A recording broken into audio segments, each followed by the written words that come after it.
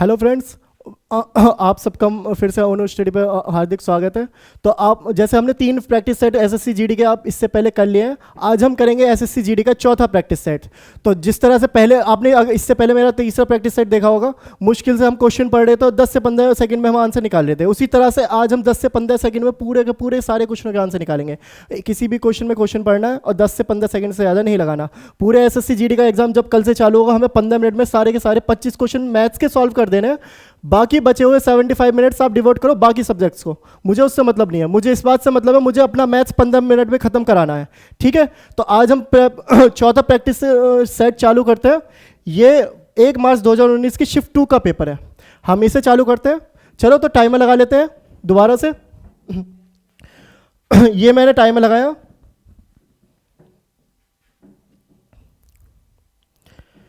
और ये किया मैंने स्टार्ट। चलिए फिर शुरू करते हैं। ये रहा पहला क्वेश्चन। पहला क्वेश्चन कह रहा है एक हॉल दिया हुआ है जो 15 मीटर लंबा है, 12 मीटर चौड़ा है। हॉल किस फॉर्म में होते हैं? हॉल क्यूबॉइड के फॉर्म में होते हैं, घनाव की फॉर्म में होते हैं। ये हो गया एक हॉल। ठीक है, इसकी लंबाई कितनी दी हुई है? 15 सेंटीमीटर, चौड़ाई दी हुई है 12 सेंटीमीटर, हाइट दी नहीं हुई है, मैंने हाइट मान ली h है। और वो कह रहा फर्श और छत के क्षेत्रफलों का योग, फर्श और छत का क्षेत्रफल कितना होगा? 15 गुणा 12, 15 गुणा 12, ये हो गया फर्श का क्षेत्रफल, और छत का क्षेत्रफल भी ये होगा, तो ये दुगना हो गया। ठीक है, और चारों दीवारों के क्षेत्रफल के योग के बराबर है। चारों दीवार, इधर देखो, ये इस दीवार का क्षेत्रफल होगा 15 गुणा h, और इस दीवार का भी 15 गुणा h। तो दो दीवार का तो हो गया 15 गुणा h, और दो दीवार का कितना होगा? दो दीवार का होगा 12 गुणा h, ये हो गया 12 गुणा h। ठीक है, इसे सॉल्व कर लेते हैं। ये हो गया 180, 360 बराबर 15 2 27, 54, 54 h कितना निकला? h आ गया 360 बटे 54,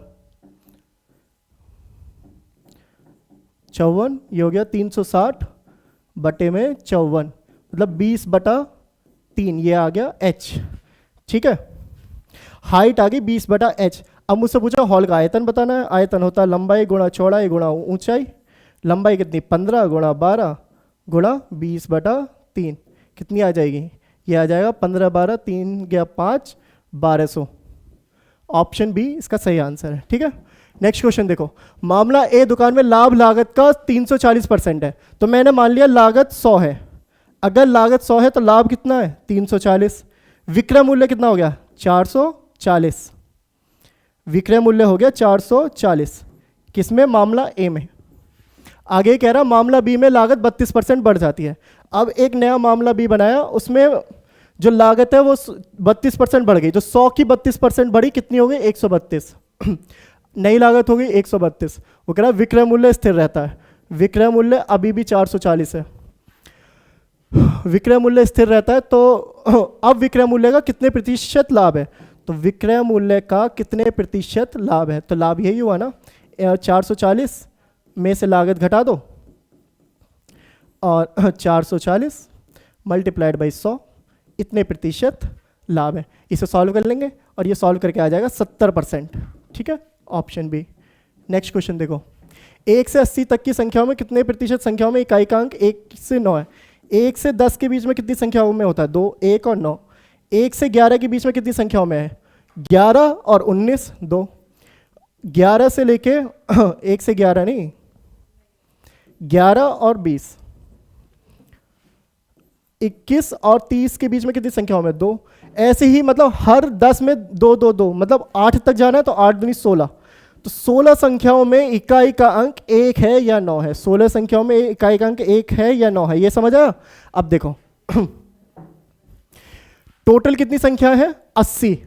तो 16 संख्याओं में है, 80 संख्याओं में से निकालना है, कितना हो गया? 20%। सिंपल। नेक्स्ट क्वेश्चन देखो। एक ट्रेन एक कार की तुलना में 50% तेजी से यात्रा कर सकती है। तो कार और ट्रेन, तो अगर कार 2 यूनिट की स्पीड से जा रही है तो ट्रेन जाएगी 3 यूनिट की स्पीड से। ठीक है, दोनों एक ही बिंदु ए से शुरू होते हैं, दोनों एक ही बिंदु ए से शुरू हुए, और एक ही समय बिंदु एक बिंदु ए से 60 किलोमीटर दूर बिंदु बी तक पहुंचते हैं। बिंदु बी तक दोनों साथ पहुंचे, जो 60 किलोमीटर दूर है। दोनों 60 पहुंचे, 60 किलोमीटर दूर है। आगे ये कह रहा है स्टेशनों पर रुकने के दौरान ट्रेन को 12.5 मिनट का नुकसान हुआ। अब देखो स्पीड का रेशो क्या है, दोनों की स्पीड का रेशो है 2:3, तो टाइम का रेशो कितना होगा 3:2। स्पीड का रेशो का उल्टा होता है टाइम का रेशो, कितना 1 का डिफरेंस है, 1 यूनिट है 12.5, तो 3 यूनिट कितनी हो गई, 3 यूनिट हो गई 37.5। इसका मतलब यह हुआ 37.5 मिनट लगेंगी कार को 60 किलोमीटर कवर करने में। कितनी मिनट लगेंगी, 37.5 मिनट लगेंगी कार को 60 किलोमीटर कवर करने में। तो 60 कवर करने में लगी 37.5 मिनट को घंटे में बना दिया 60। इसे सॉल्व करके कार की स्पीड निकल जाएगी जो निकलेगी 96 किलोमीटर पर आवर पर घंटा। ठीक है, ऑप्शन बी इसका सही आंसर हो गया। चलो नेक्स्ट क्वेश्चन, ये देखो इस क्वेश्चन में 5 अवलोकन दिए हैं जिनका माध्य 9 है, तो अंतिम 3 अवलोकनों का माध्य क्या होगा। देखो 1 2 3 4 5, 5 संख्या है, माध्य होता है बीच की संख्या, तो बीच की संख्या हो गई x+5, x+5 कितनी है 9, तो x कितना हो गया 4। अब अंतिम 3 अवलोकन देखो, ये और ये इसकी बीच की संख्या ये है, तो x प्लस ये पूछे कितनी होगी, तो x 4, ये हो गया 7 4 11, ऑप्शन ए सही है। ठीक है, नेक्स्ट देखो 6% प्रति वर्ष की ब्याज दर से 40,000 रुपये पर चक्रवृद्धि ब्याज 4944 है। यह अवधि पता लगानी है। 40,000 का 6% कितना होता है, 10% 400, 6% 2400, ये हो गया पहले साल का ब्याज, दूसरे साल का ब्याज 2400, और 2400 का 6% 144, ये हो जाएगा हमारा 4944। कितने साल बने, ये हो गया 4944। कितने साल बने, 1 साल 2 साल 2 साल। नेक्स्ट देखो 15 श्रमिक 10 दिनों में 1800 कमा सकते हैं। 15 श्रमिक 10 दिनों में 1800 कमा सकते हैं, तो 8 दिनों में 5 श्रमिकों की अर्जित राशि ज्ञात कीजिए। 1800 कमा सकते हैं 15 श्रमिक कितने दिन में, 10 दिन में, तो एक दिन में कितना कमाएंगे, इतना। 15 श्रमिक, तो एक श्रमिक कितना कमाएगा, इतना। ठीक है, अब देखो एक श्रमिक एक दिन में इतना कमाता है, तो एक श्रमिक 8 दिन में कितना कमाएगा, इतना। ठीक है, एक श्रमिक 8 दिन में इतना कमाता है, तो 5 श्रमिक कितना कमाएंगे, इतना। बस इसे छोटी सी कैलकुलेशन है, इससे सॉल्व कर लो, ये आ जाएगा 480। ऑप्शन ए सही है। ठीक है, नेक्स्ट क्वेश्चन देखो। रमन ने 9 वर्ष के बाद साधारण ब्याज के रूप में 13,300 का भुगतान किया। उन्होंने उससे पहले 2 वर्ष के लिए ये 3 वर्ष और बाकी के लिए और अवधि दी थी। रकम बतानी है, तो साधारण ब्याज का फॉर्मूला सबको याद होगा, वो होता है PRT/100। ब्याज मुझे दिया हुआ है, ब्याज कितना 13,300, 13,300। प्रिंसिपल मुझसे पूछा है, ठीक है, और रेट और टाइम मुझे दिया हुआ है, तो 2 साल के लिए रेट है 6, 3 साल के लिए रेट है 9, 3 साल के लिए रेट है 9, अब बचे कितने 9 साल, तो 3 और 2 5 हो गए, 4 साल बचे, 4 साल के लिए रेट है 14। ठीक है, बस इसे सॉल्व करना, यहां से प्रिंसिपल निकल जाएगा 14,000। प्रिंसिपल मतलब रकम जो लगाई है, रकम निकल जाएगी यहां से 14,000। ठीक है, कौन सा, ऑप्शन डी सही हो गया। नेक्स्ट देखो, ए बी और सी एक कार्य को 20 40 और 80 दिनों में कर सकते हैं। ए बी और सी किसी काम को कितने दिन में कर सकते हैं, ये 20 दिन में करता है, 40 दिन में करता है, 80 दिन में, ये 80 दिन में करता है। उसके बाद देखो तो कितने यूनिट काम हो गया, 80 यूनिट काम टोटल होना। ये 4 यूनिट एक दिन में करेगा, ये 2 यूनिट करेगा, ये 1 यूनिट करेगा। ठीक है, आगे बढ़ो। यदि ए को बी और सी द्वारा हर तीसरे दिन सहायता प्रदान की जाती है, हर तीसरे दिन, तो पहले 2 दिन तो ए अकेले काम करेगा, 2 दिन जब अकेले काम करेगा तो कितना काम हो गया, 4 दूनी 8, 8 काम तो उसने अकेले किया। और तीसरे दिन तीनों मिलकर काम करेंगे, तीसरे दिन तीनों काम करेंगे, तो 4 और 2 6 और 1 7, 7 यूनिट काम वो होगा। मतलब 3 दिन में होगा 15 यूनिट काम। टोटल काम कितना है 80 यूनिट, तो 80/15, और 3 दिन में होगा तो गुणा 3, इतने दिन में पूरा काम हो जाएगा। ये कितना निकलेगा, 3 से 1 कट गया 5, 16, 16 दिन इसका आंसर हो गया। ठीक है, 16 दिन में पूरा काम हो जाएगा। नेक्स्ट क्वेश्चन देखो, 60 लीटर के एक मिक्सचर में दूध और पानी का अनुपात 2:3 है, तो मिक्सचर में पानी की मात्रा कितनी है। तो 60, 3 और 2 5, 5 यूनिट है 60, तो 1 यूनिट हो गया 12, तो 3 यूनिट कितना हो गया 12 या 36। तो देखो एक मिनट, 12 तो 3 यूनिट कितना हो गया, 12 या 36 लीटर। ठीक है, नेक्स्ट क्वेश्चन देखो। 8 सेंटीमीटर त्रिज्या वाले वृत्त का क्षेत्रफल 8 सेंटीमीटर आधार वाले एक त्रिभुज के क्षेत्रफल के बराबर है। तो वृत्त का क्षेत्रफल क्या होता है, पाई आर स्क्वायर। त्रिभुज का क्षेत्रफल कितना होता है, हाफ बेस इंटू हाइट। ठीक है, दिया हुआ क्या है, पाई आर दी हुई है 8 का स्क्वायर बराबर हाफ, बेस पूछा है नहीं, बेस दिया हुआ है 8 और आधार दिया हुआ, हाइट पूछी है, निकल जाएगी आराम से हाइट, यहाँ से हाइट आ जाएगी 16 पाई सेंटीमीटर। ठीक है, ऑप्शन ए निकाल लोगे आराम से। आगे चलो, नेक्स्ट देखो। नेक्स्ट क्वेश्चन कह रहा है लोहे का एक खोखला पाइप 28 सेंटीमीटर लंबा है और इसका बाहरी व्यास 10 सेंटीमीटर है। यदि पाइप की मोटाई 2 सेंटीमीटर है तो लोहे का वजन ज्ञात कीजिए। तो लोहे का वजन 5 किलोग्राम पर सेंटीमीटर क्यूब है, पाइप का वजन ज्ञात कीजिए। पाइप होता है बेलन के आकार का, ठीक, और बेलन का वॉल्यूम क्या होता है, बेलन का वॉल्यूम होता है पाई आर स्क्वायर एच। ठीक है, लेकिन ये खोखला पाइप है, एक तो खोखला पाइप है तो इसकी 2 रेडियस होंगी, पहली वाली 5 और दूसरी वाली 2 हाइट है, 2 मोटाई है, तो 5 में से 2 गया बचे 3, तो अंदर की होगी 3, तो इसका हम वॉल्यूम निकाल लेंगे, वॉल्यूम हो गया। अच्छा देखो, वॉल्यूम निकाल लेंगे और हमें निकालना क्या, वजन। 1 सेंटीमीटर क्यूब का वजन है 5 ग्राम, तो इतने सेंटीमीटर क्यूब का वजन कितना होगा, इंटू 5। ये डायरेक्टली निकल जाएगा वजन कि पाइप का वजन कितना है। ठीक है, हाइट कितनी है 28 पाई, और देखो बाहर आर स्क्वायर, बाहर की रेडियस है 5 स्क्वायर माइनस अंदर की रेडियस है 3 स्क्वायर इंटू 5। बस इसे सॉल्व करना, अब हमें और कुछ नहीं करना, ये सॉल्व होकर आ जाएगा 70-40 ग्राम। पाइप का वजन है 70-40 ग्राम, ऑप्शन डी। ठीक है, नेक्स्ट क्वेश्चन देखो। नेक्स्ट क्वेश्चन कह रहा है एक व्यक्ति ने अपने पुराने टाइपराइटर को 4500 में बेचने की योजना बनाई है जिस पर उसे 10% की हानि होगी। 10% की हानि होगी अगर वो 4500 में बेचेगा। अगर 4500 में इसका मतलब उसने 90% पे बेचा है, तो 90% कितना है, 90% है 4500। ठीक है, देखो 90% है 4500। अगर 90% 4500 है तो 100% कितना हो गया, 5000। ये तो सिंपल दिख ही रहा है, 100% हो गया 5000। अब वो कह रहा 20% लाभ प्राप्त करने के लिए उसे कितने में बेचना चाहिए, 5000 का 20% कितना होता है, 1000, जुड़ के हो जाएगा 6000। 6000 रुपये में उसे बेचना चाहिए। नेक्स्ट क्वेश्चन देखो। रवि और सुमित का वेतन 2:3 के अनुपात में है। यदि प्रत्येक के वेतन में 3000 की वृद्धि हुई तो नया अनुपात क्या होगा। तो देखो पहला अनुपात था 2:3, बाद में अनुपात कितना बना 35-50, मतलब 7:10। बाद का अनुपात हो गया 7:10।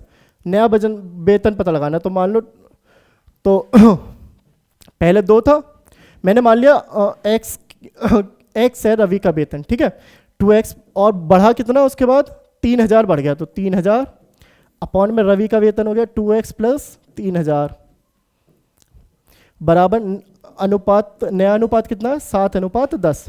नया अनुपात है 7:10। यहाँ से x निकल जाएगा 9000। ठीक है, x निकल गया 9000, यानी कि सुमित का पहला वेतन कितना था, 9 27,000। 27,000 रुपये पहले कमाता था, फिर 3000 की वृद्धि हो गई, तो कितना हो गया अब नया वेतन 30,000। ठीक है, ऑप्शन सी। नेक्स्ट देखो, सरलीकृत करें, सिंप्लीफिकेशन का क्वेश्चन है, तो यहां से शुरू करेंगे। सबसे पहले ब्रैकेट सॉल्व करेंगे। ये लिखा हुआ 2.3 मल्टीप्लाइड बाई 3.5, तो मतलब 23 गुणा 35। 23 गुणा 35 कैसे करेंगे, देखो 35 को 35 दूनी 70, मतलब 20 से कर लेंगे पहले, तो ये हो गया 700, और 35 दिया 105, ये आ गया 8.05। ठीक है, तो 8.05 एस, तो 8.8 में से गया 8.05, ये हो गया एक ब्रैकेट। फिर लिखा हुआ 1/2 की इसमें मल्टीप्लाई करनी है, फिर इसे 4 से जोड़ना है। ठीक है, आगे इसे सॉल्व करते हैं। 8.8 में से माइनस 8.05 गया, ये बचा 0.75। 1.2 किस में मल्टीप्लाई कर दी और ये 4 से जोड़ दिया, तो ये जब कर दिया तो ये आ गया 2 तिया 6, 2 सत्ते 14, 0.375।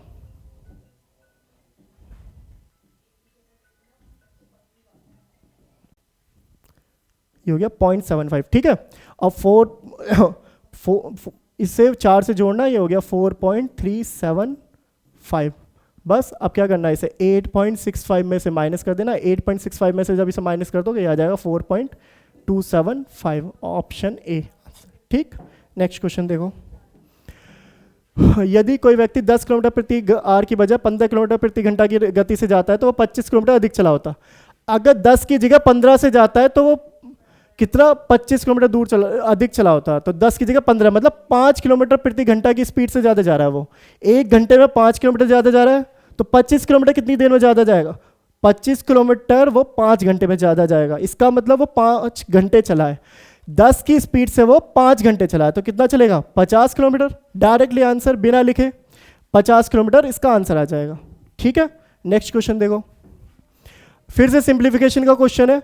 4 चौक 16 प्लस 5 4 20, 20/5 ये हो गया 4, यहाँ से 4 आया, 5 दूनी 10, और यहाँ से आ गया 4 तिया 12, 14 में से 12 गए 2, आंसर ऑप्शन बी। ठीक, नेक्स्ट देखो। फिर से कुछ क्वेश्चन रह गए, कोई बात नहीं, मैं समझा भी रहा हूँ, आप लोग 15 मिनट में करोगे। देखो आगे, निम्नलिखित एक पाई चार्ट दिया हुआ है जिसमें एक बुक को पब्लिश करने का व्यय हमें प्रतिशत के विवरण के तौर पर दर्शाया गया है। ठीक है, पाई चार्ट का अध्ययन करके कुछ क्वेश्चनों के उत्तर देने हैं। तो चलो पहला क्वेश्चन पढ़ते हैं। पहला क्वेश्चन है, यदि पुस्तकों की एक निश्चित मात्रा के लिए प्रकाशक को मुद्रण लागत के रूप में 30,600 का भुगतान करना पड़ता है, तो इन पुस्तकों के लिए भुगतान की जाने वाली कागज की लागत कितनी होगी?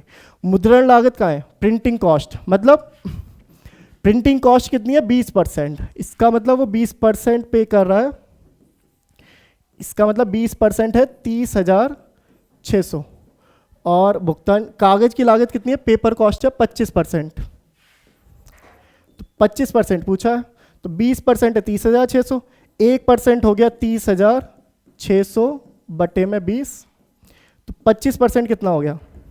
25% हो गया 30,600 बटे में 20 गुणा 25।